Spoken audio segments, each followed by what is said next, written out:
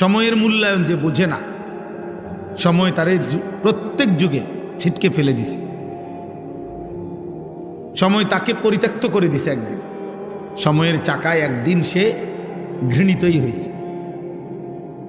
আজ হাজার হাজার বছর পরে হলো ফেরাউনের কে মানুষ ঘৃণাই করে, নমরুদকে মানুষ ঘৃণাই করে। আজ হাজার বছরের ব্যবধানে বেলালকে মানুষ মহব্বতই করে। অতএব সময়কে যে অবমূল্যায়ন করে, কদর করে না, সময় তাকে একদিন ছুঁড়ে ফেলে।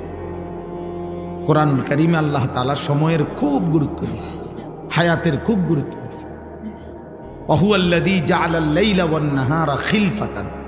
আল্লাহ বলছেন, আল্লাহই রাত এবং দিন বানান পর্যায়ক্রমে, খিলফাতান, একবার রাত একবার দিন, একবার রাত একবার দিন।